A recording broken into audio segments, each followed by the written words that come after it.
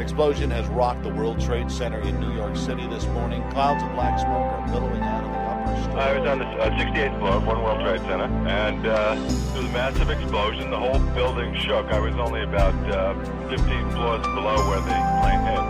And, are you all right, sir? It was just raining glass and raining debris on the ground. The resolve of our great nation is being tested.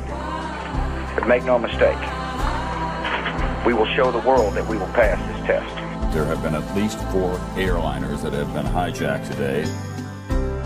Second airliner, yes, we're getting... And then the second plane hit, and it was mass chaos, and there were thousands of people running up the street. When I start to try to tell you, that's when you have to tell me, hey, this kind of trouble's only just begun. Another plane is down at the Pentagon. One eyewitness I talked to who was on this busy highway outside the Pentagon this morning said he saw an airplane coming directly over his head. He could see the number on the plane. He could almost see the passengers inside as it went along the highway, started clipping off the high wires and slammed directly into the side of the Pentagon. All I could hear was people screaming, and they all said in unison, "Oh my God, oh my God." And I looked over to somebody I had been talking to, and I said, "What happened?"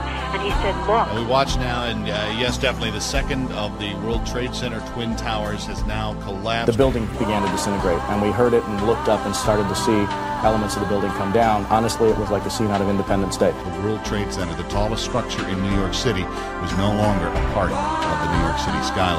This is an act of war. I'm filled with anger and feelings of revenge. I think it means we might be going to war. We don't even know who we're fighting, do we? So I can see a people. I don't see a building, I see people. People hurt. Children without mothers and fathers tonight. why didn't we see this coming? Many expressions of regret coming in. Russian President Vladimir Putin saying that it's a terrible tragedy. Queen Elizabeth saying that she watched developments in growing disbelief and total shock. She's offering her prayers. French President Jacques Chirac called the attacks monstrous. They can destroy buildings, they can kill people, and we will be saddened by this tragedy, but they will never be allowed to kill the spirit of democracy. But make no mistake, we will show the world that we will pass this test.